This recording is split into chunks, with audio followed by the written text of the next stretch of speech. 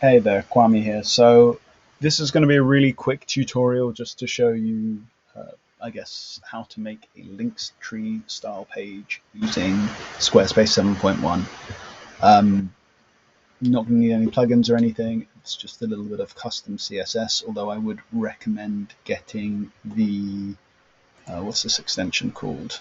Let's find out. It's the Squarespace ID Finder extension by Heather Tovey. So that's her site there.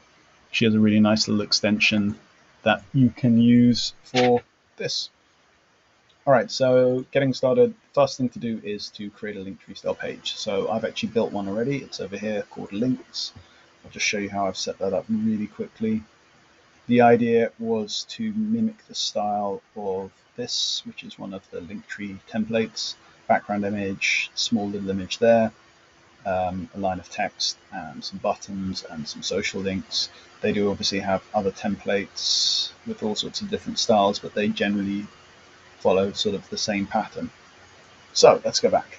At the minute, it's nothing special to look at. There's an image block, a text block, some button blocks, which I've just remembered. I put an extra bit of CSS for that little right bracket. Some social links, and the background. And I used one of Squarespace's little background image effects just for a bit of fun. So set up your page however you want it. It's going to be a little bit messy like this, but that's fine.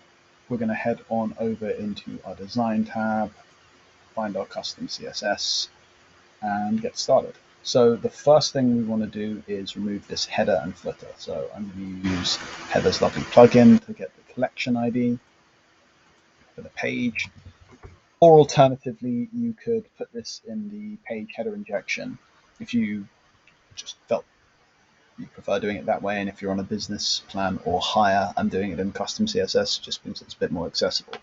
So I'm going to nest all of my CSS in here, and I'll put some little annotations. So first, this is target page, remove header and footer. So first line of code is just going to be header, comma, footer, curly bracket, display none. There we go. And you can add a important tag sometimes if you've got other CSS that's clashing with it, but you shouldn't need to. Next is shrink image. And assuming there's only one image block on the page, you don't even need the block identifier at this point. You can do .sqs block image, and you can say width. Let's just do 120 pixels. Yep, that's about the right size. Next line is going to be margin auto, and that'll center it. Cool. If, like me, you've opted to use an H1 for the heading, you can target that too. So let's shrink heading text. And let's see how big they did it over on Linktree. To be honest, that looks like it's just regular text size. So why not? Font size 1 rem. Maybe let's make it a bit bigger. Let's make it 2 rem in this case. One thing Squarespace does as well, if you can see there, is the paragraph has a top margin and the H1 has a bottom margin. So we can just, margin bottom 0. And we can also do the paragraph can have a margin top 0. There we go. Brought them a little bit closer together.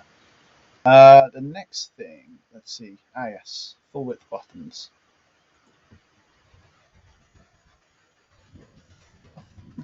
That's really easy. So that is going to be SQS block button, and it's the element, isn't it? I might have to double check this, but let's try width. Rather than width 100%, let's just do display block. Yes, so I have a feeling that's going to work nice on mobile. So obviously these buttons here, I've picked the rounded circular style, and they don't look as great stretched, but if we check that on mobile, there you go. Nice and easy. And if I wanted to adjust it a bit further, perhaps what I would do is adjust the padding. So maybe I'll align the content to the top, and let's shrink the section height. I've done content width small, but you can always adjust it further. That might make it a tiny bit tidier. Check it on mobile again. Give it a second while it refreshes the page. That's looking pretty good.